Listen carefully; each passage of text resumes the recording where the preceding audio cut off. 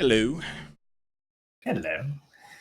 All right, I just switched this over. So how's it going, everybody? Welcome back. My name is Lauren. I'm a caster for Chair League, and I will be joined by the Socrates of Heroes of the Storm, Cavalier Guest. How's it going, man? I'm glad we're not on cams. We got plenty of Chair League action yet for the rest of the evening. Better than yesterday versus the Murky Mercs in Division 3 play. I'm always excited to see these guys play. It's always an exciting time. Got the draft link sent out to them, and because I'm good at this, they've already started the draft, so Yeah. I do. We have a first ban Zagara, followed up by a Kael'thas, and then I first pick Kerrigan, so better than yesterday, opting for Shrine Control and trying to deny a strong solo lane, whereas the Murky Mercs are like, let's just not care about the Shrine and win the Soak War. But in order to do that, they need to make sure that Sylvanas is actually not an option for better than yesterday, and they didn't use their ban on it. So better than yesterday picks up Sylvanas here. That's not going to work. Yeah, I feel like ETC Sylvanas would be absolutely devastating against what Murky Mercs has set up so far. And Razmil, no V-necks and bad puns yet. Looks like they heard me on at least one of the heroes. Next time Sham 2 is going to be cast with me, sooner rather than later. See if we can get some V-necks in here for you. If you get V-neck, maybe get a bow ties. It's a little bit better than a V-neck. You know, I might be able to step my bow tie game up. I actually did buy a couple of V-necks in anticipation of casting with Sham 2. I just thought it'd be funny. But better than yesterday goes into their time pool a little bit, trying to see where they want to go. Do they go for the Sylvanas here? Do they have some other options on the table? With Rhaegar already being picked up, maybe they want to try to lock in their support now before they're choked out of a support that they feel comfortable on. Huh. Like the best support for Kerrigan is just Divine Shield on Shrines because it means Maelstrom can. That's kind of the same thing though. They just lock in that Tyrael. I mean, that is commitment to the hardcore engage. Power slide, Kerrigan combination, sanctification. I mean, the Murky Mercs have to be looking at this and their brows to raise a little bit. I mean, that's a lot to consider. If I'm the Murky Mercs, I'm thinking Tychus. At the very least, they have that option. The Tychus and Leoric are both really threatening versus double tank comps. Tychus in particular is good versus ETC because the grenade can interrupt Mosh, although they do have Sank for Mosh, so you have an uninterruptible Mosh. But what I'm thinking about is one of my favorite comps that doesn't get played very often, but does get played sometimes, is actually all melee comps. With Tyrael, because of sanctification, you can do a lot of work, and Kerrigan forces the engage. And the pairing with that is usually a Thrall. So I'm kind of wondering if better than yesterday is going to do that. Are they going to go all melee? Or are they going to go for just the one ranged hero? And I kind of want to see all melee. It's really good on Infernal Shrines. It would be interesting. I mean, these two teams, shenanigans. That's the word I would use. Like, there's always something crazy going. And how's it going, Stench? This is Division 3, by the way. The Murky Mercs opt to ban out Jaina. Still leaving Sylvanas out there, but the way the draft goes, that's actually an option they're leaving for themselves now. So the concern on that front is kind of swung back their way. Double specialist would be kind of tough to pull off in a straight up team fight, I feel. But if they are trying to avoid the shrine phase and establish pressure on other parts of the map to that extent, it could be an option. But Joanna gets banned out here. Joanna then makes me think they're going for all melee again because they Murky Mercs doesn't really need more wave clear. They already have the Zul. Zul's enough to handle 2 lanes all by himself. But if you have all melee, Condemn is actually one of the best counters to it. You can interrupt Mosh, you can interrupt Sank, cast time if you're really clutch with your Blessed Shield, or anticipate it a little bit with your Condemn, and then you can just constantly displace them, constantly mess around with what they're trying to do. The Murky Mercs locking in that Tychus Grayman instantly. We know what we want to do against this. Yeah, I mean, better than yesterday going that far into their time pool. It gave Murky Mercs time to devise a strategy of sorts. I felt like Tychus was almost a requirement at this point going up against these heroes, especially when you consider the high health pools with Mosh Pit. Greymane has kind of fallen off or out of favor to an extent thanks to the recent changes, but he still stands to do a good amount of work here himself. They put themselves in an interesting spot by banning out Kael'thas, Better Than Yesterday more or less got the green light to set up this kind of a composition. So now that, you know, the best counter to that's off the table, I guess Murky Mercs feels that Tychus Screaming's the way to go. Wow. It's an all melee comp. I'm happy. I'm happy. I was gonna say I'm a little bit surprised that they didn't ban Li Ming, but Li Ming's only really good if you're getting those resets. And I feel like the Murky Mercs just didn't. Whoa! Why is there no support? Wait, what? Hang on. That. Okay. So we have Sanctification and 3 tanks and no support. We're gonna see Prog Rock groupies on ETC. Is that a thing we're gonna see? I think one of the Artanis is Ariel. Oh, okay. Okay, so they had a pre-arranged. I was like, well, now that kind of Wow. breaks my heart because I was really looking forward to seeing some more Artanis tonight. But the Artanis is Ariel. So I'm still gonna say it though. They banned out. I mean, they banned out the mages who were good on this map, but they left Li Ming open. Li Ming's not. This is not Li Ming's best map by any stretch of the imagination. But the safety of letting the team have that triple melee front line and then like they can blow up one target pretty easily right. and guarantee the Li Ming resets. It's gonna be hard to deal with that. We don't have a lot of heroes that have spell shield as an option. We don't have a lot of area mitigation. I just don't know. I don't know if Murky Mercs can win the shrine fights, and if they lose every single shrine fight, they're eventually going to lose the game. Yeah, I mean, it's going to be interesting. I mean, Zul and Tychus and Greymane, they do have reasonable wave clear. They do have reasonable defender clear. Murden, if they position themselves properly, enables that. I'm wondering what kind of kill potential the Murky Mercs are going to really have going up against this kind of staying power in Sanctification, Power Slide, Mosh Pit.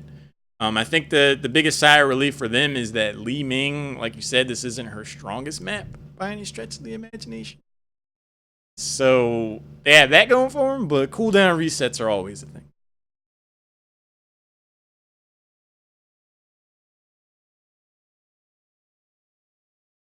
I'm just wondering, Tychus's damage, I mean, a lot of people don't play a lot of Tychus, but his damage is actually very bursty. It's all in his minigun trait. And once you have Empathic Link at 7 on Ariel, and if she throws that on, or throws her Bestow Hope crown on the target that Tychus is focusing with the minigun, she can actually almost charge to full and then heal them. And it's not enough to, completely negate Tychus's damage, but it's enough that you don't have that kill potential that you normally have when you have a Tychus. Yeah, I mean, I have a lot of questions about how this game is gonna go. You're going to see the cocktail Greymane? You're going to see like the shrine clearing ranged version? I think that would be safe. Going up against ETC Kerrigan, that's the way I would go. I mean, I feel like between 4 and 10, the Murky Mercs have to establish some kind of lead. I think that's going to be their best play.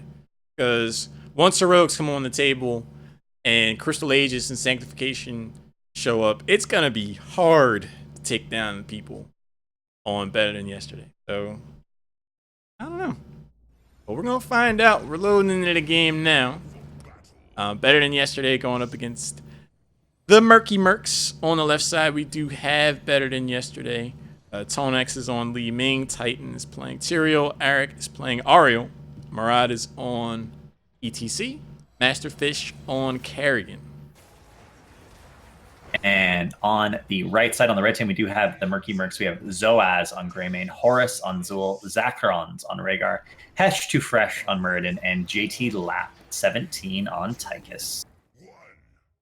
Rhaegar, Zacharons is casually waiting. All right, player pause out of the gate. I was like, wait, I mean, everybody said that they were ready, and that's the only way you get into the game. And he might have DC'd as he was connecting. That does happen from time to time. See, oh, he went to the bathroom, right? So, looking at the towns, we got Rolling Stone, Siphoning Impact, Power Hungry, Righteous Assault. So, the Sweeping Strike increase. Increased speed. That will leave Ariel self. I need to switch. Well, it kind of worked out that they paused it because I'm good at this and I didn't switch scene over. You see Reaper, a little bit of an interesting decision at level 1 on Tychus. We do see Combat Tactician. He's not going to have that shrug it off, so he can stay in a fight if he starts getting focused to reduce some of the damage being taken. And even after the nerf, we do see Shade picked up on Zool. So versus a triple melee comp, not going Backlash, I think that's a little bit of a mistake.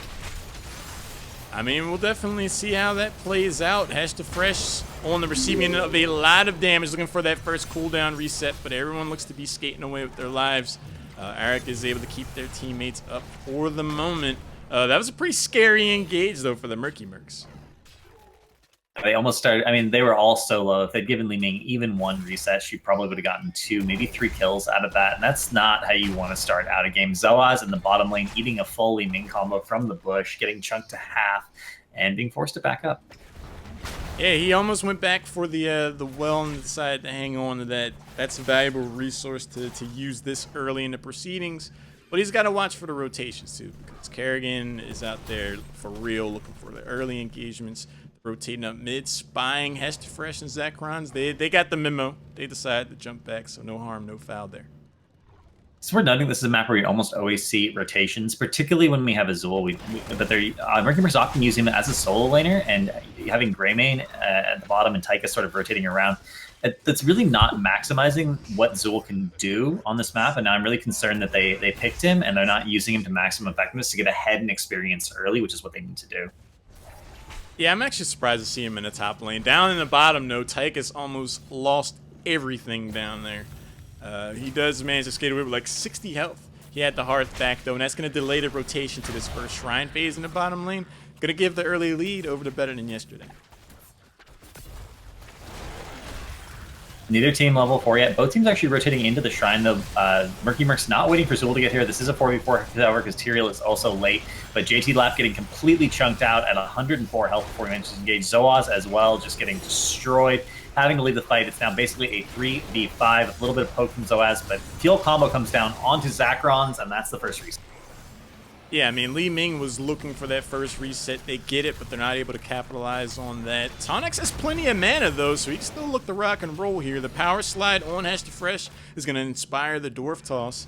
And I feel like the Murky Mercs just needed to wait a few more seconds for everybody to be there. Going in 4v5 like that allowed them to eat a ton of damage, so by the time they were fighting at full force, they had to back away.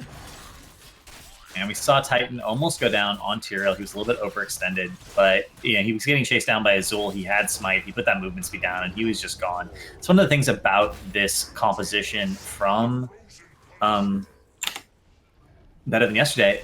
They have so much mobility with the Li Ming teleport, with Power Slide on ETC, with Tyrael with Smite and his Q.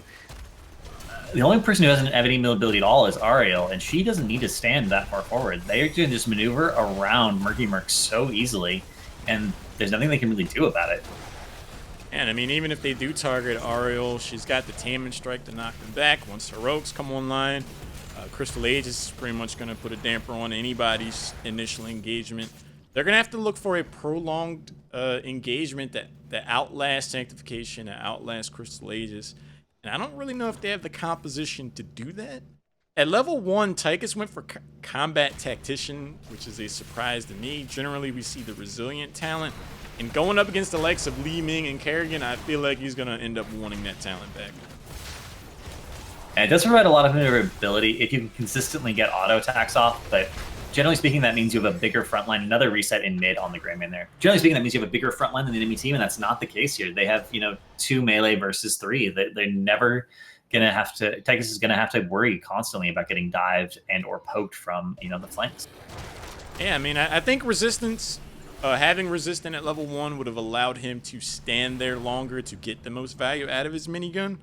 So he's going to end up having to use that cooldown reduction to run for his life, which is not going to do them too many favors. They've still committed to having Zul only push the top lane, and I feel like that's a huge resource that they're missing out on. And it's the kind of thing we see sometimes in, Here League at very low levels. It's just not why you draft Zul on any map.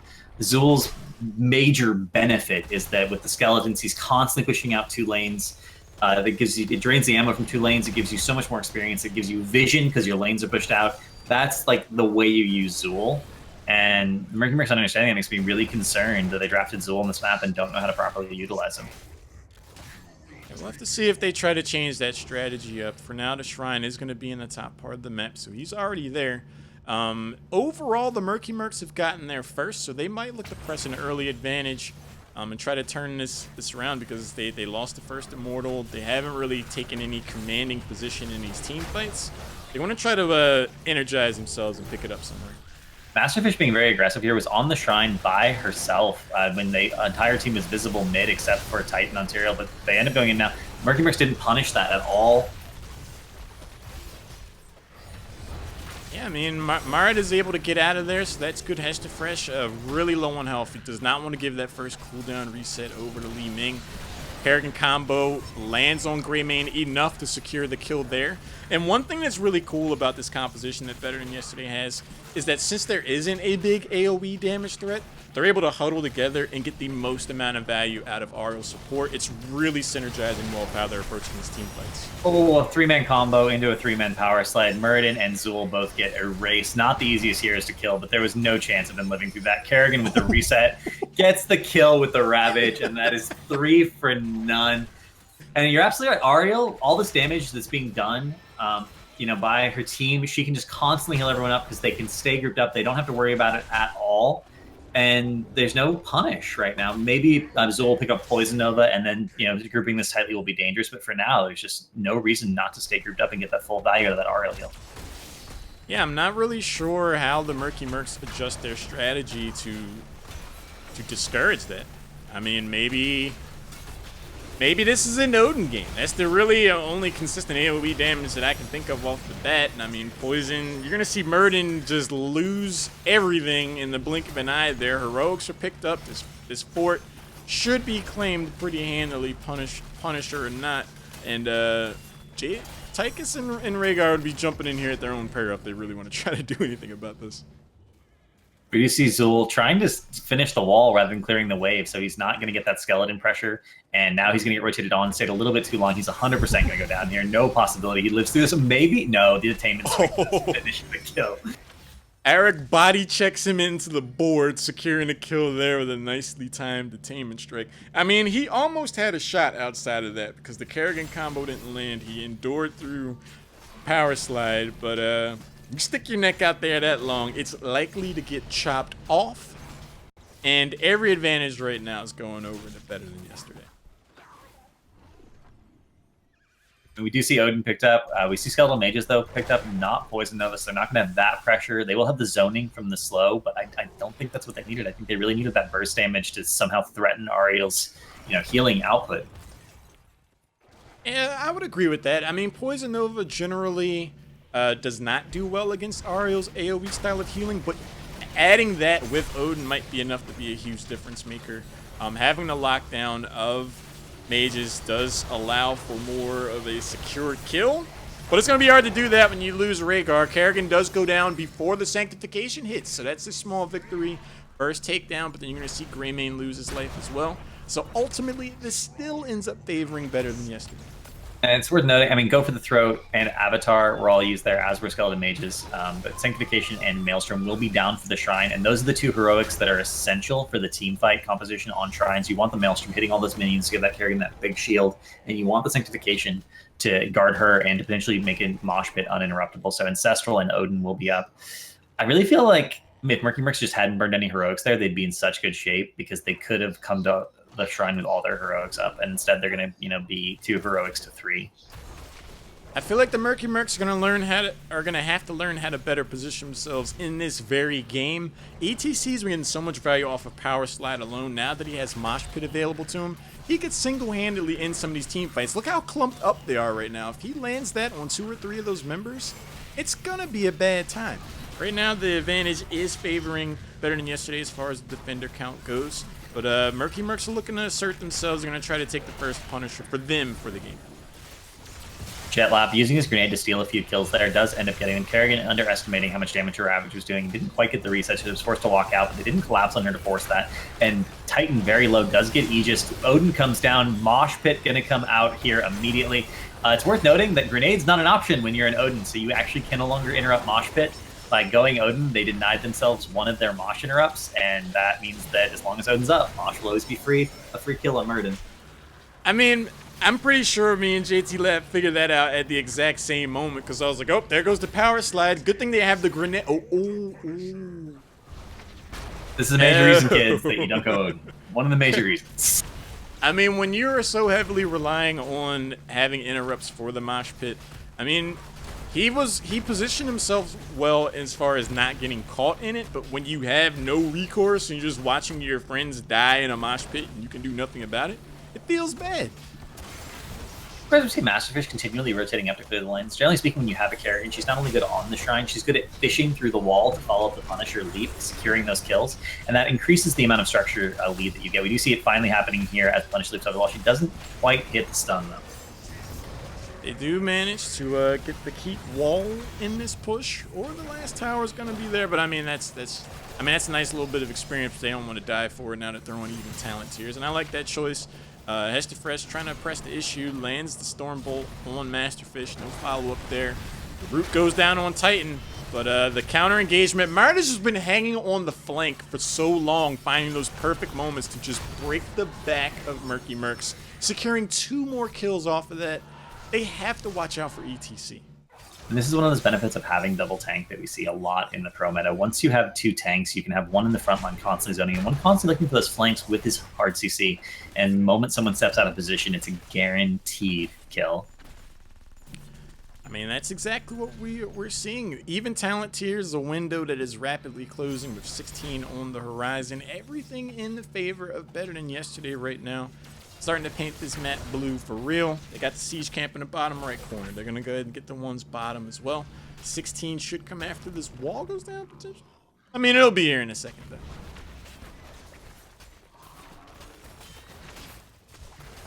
One note, we even talk about talents too much, but one note I want to point out, ETC did pick up groupies at 13. One of the things that Ariel struggles with is healing during siege pushes where the damage is steady and constant, but not really enough to get her hope way back up. Groupies actually patches that weakness. That's one of the reasons ETC Ariel is such a good synergy. And if you have an Ariel on your team and you're playing ETC, I think you should almost always take groupies just for that ability to push core. We've actually seen games where there was a team pushing core with an Ariel healer and they couldn't sustain through the core damage because it doesn't quite work out numbers wise. But if you have groupies, that's not going to be an issue. You're always going to be able to push those buildings down. And it also really synergizes well with having Tyrael on your team. You get in the sanctification, everybody huddles up. Even without Prog Rock, that is a good amount of value to be had out of that talent choice pickup. I like that a lot. And being down a talent tier is not going to dissuade the Murky Mercs from making a run at this shrine. I feel like by the end of this, they're going to live to regret it.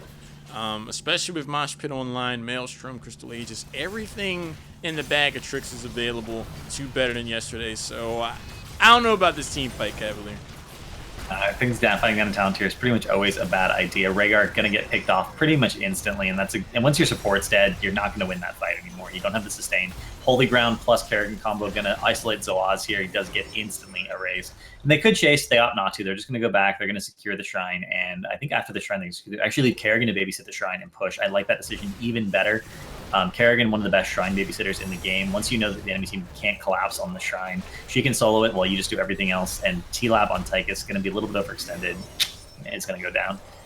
I mean, he lasted longer than I figured he would. I guess he was getting some value out of that. That's the stuff talent. But you're standing in that much blue and you're on the red team. You're going down one way or the other.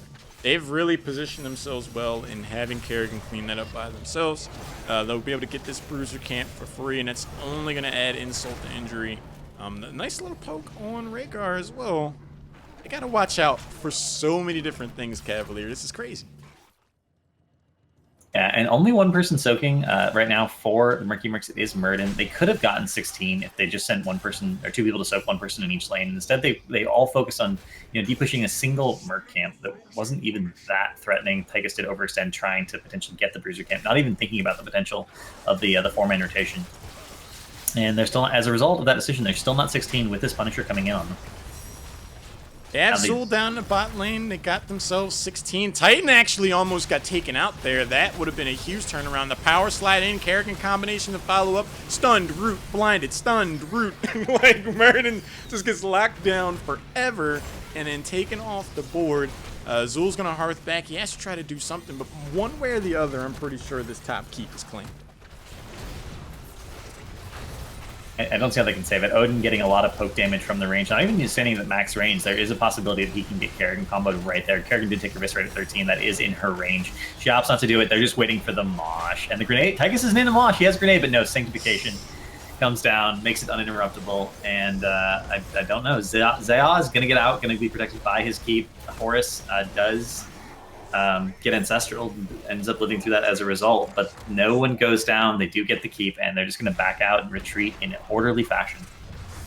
Titan has to be smiling right now. I mean, that grenade was in transit when that Sanctification hit to secure that mosh pit. And I mean, that's really been like the story of this game. It's like any chance that Murky Mercs have really had to try to get some kind of edge. They're so close, but so far. Like, they almost snuck the kill on Tyrael. They almost interrupted the mosh pit and potentially turned things around there. But the little second differences have had big implications going into this game. And Murad, again, just being that mobile ward, waiting for someone to come in and try and get this camp. They do opt, the team's finally together, they opt to steal the camp instead. Hashtrafrash actually accidentally helping them, getting a little bit of damage on that Khazra through the wall with Stormbolt. Yeah, I'm not sure what he was going for there, because, I mean, he didn't go for Perfect Storm. He went for a Reverberation at once, so there was quite literally no value in him doing that. But, I mean, I guess, I don't know. He was just trying to establish pressure somewhere or another. One thing I like about Murad's play is that he's playing ETC like Zeratul. Like, he's just hanging out in the bushes on the side, waiting for the engagements to happen. And out of nowhere, he just power slides in on your face, and you're like, oh, that's right, they have a 5th hero that can stun me like forever. 20 is going to be picked up soon here. It looks like they're angling for a fight, even though they could just soak 20 and then take a force out. They see Murden in the bottom lane. Murden's not the easiest hero to kill, but they haven't had any trouble killing anyone this game. Full combo on the Leeming lands. He does pop Stone Form and Avatar, but even then, I don't think he's going to be able to get out of it. He jukes the Kerrigan combo. If anything is buying time for his teammates to do something about this. They have to try to make a play here now. This is Murky Merc's moment. They're on even talent tiers. 20 isn't here yet. If they're going to make something happen, they got to do it now. The Ancestral Healing lands. The stun goes down on Merid. Mosh Pit is still available. Crystal Aegis is still available. Maelstrom still available. And level 20 is going to get picked up. This was more or less the last chance I feel that they had to really try to turn this around. And then they weren't able to do it. The deeper in Sank there, so that it isn't available, but mages, ancestral, and avatar all down. They killed Murden 3 times there, but 3 times wasn't enough. But they burned so many heroics that with the 20-tier advantage, I just don't see how they can win this fight. They have to back off, which means they're going to lose another keep guaranteed. But they just need to soak 20. Being here is just such a big mistake. Yeah, I mean, it's an aggressive and ambitious call. They have the bottom keep, so they could reasonably look to make some kind of defense and stay in this game. But they're continuing to press the issue. I mean, it's starting to chunk down members of Better Than Yesterday, but Ariel loves these situations where you're fighting in close quarters because she can get so much value out of her heal. The mosh pit goes down on 2 members for the full duration. The Kerrigan combo for Flavor is going to secure the kill on Rhaegar. Muradin finally gets what's coming to him. He goes down. The laser beam. Greymane gets shish kebab. Zul's going to go down as well. And the Kerrigan combination on Tychus. Are we looking at a full ace? That's the stuff. Barely saves Tychus. The self-heal, Kerrigan being out of mana. The combination of those 2 things barely let him get away. But that is 4 kills for none. 20-tier advantage with the Punisher pushing him was essentially an open lane to the keep. Yeah, I mean, this is an important lesson to learn if you're watching this. In that situation, when you're down your Storm tier talents, you effectively have 2 options. The enemy team gets the Punisher, or you die and the enemy team gets the Punisher. Like, I just didn't see any other way around that. Like, they haven't been able to take a team fight really at all. It's 25 takedowns to 1. So, it was a Hail Mary at the least to try to take a team fight there. I think that's going to be game. They do have catapults pushing into top that will be here shortly. They do have the entire bottom cleared out now, and a nearly 3/4 health Punisher on core with a siege camp that was pushing in mid for such a long time. Zul gets picked off there as well, and they're going to get Zoaz as Zoaz has managed to tap and just he's going to poke for a while, but they're just going to focus the core, and that will be GG. I mean, there's just so much damage sustained. Who do you even attack at this point? The core is going to drop Crystal Aegis in, disintegrate. style points at the end there, and in commanding fashion, better than yesterday is gonna go 1-0. Start off season 3 of Chair League. Drafts are important, Cavalier. Drafts are important. That's what I learned out of that one. I mean, drafts are important, but execution is really important. You draft a hero that gives you a specific advantage in lane, like Zul. You got to make sure you maximize that advantage with the rotation, with the skeletal pressure in multiple lanes. And not only were they not rotating, no one on Murky Mercs was rotating. They were all sort of fixed in their lanes, and they were getting pressured constantly because the other team was rotating. They were rotating with that Kerrigan, with that ETC, and the Li Ming, and they were just chunking people out. Mm-hmm. And once that forced them to use taps, they didn't have taps available for that first Punisher, which means that once they lost the fight, they were just forced to leave and back, and that and they didn't leave. They actually came back without having tapped and died and gave up the Punisher anyway. It's just critical decisions making. Is that there's a tempo to each map that's sort of based around the objectives, and if you don't respect that, you're not going to be able to sustain through this fight. Yeah, I mean, 100%. My pleasure, man. It's always my pleasure to cast you guys. It's always fun. I mean, I agree. Zul could have been better utilized in rotation to establish stronger lead. I feel like they had the level 4 to level 10 window to try to really get ahead, because once those heroics came online, there was just too much engage, too much sustain, and just could never really get ahead in those team fights. So well played by Better Than Yesterday. They come on victory here. Snapham's Cavalier guest, the one and only Socrates of Heroes of the Storm. Go cast it with.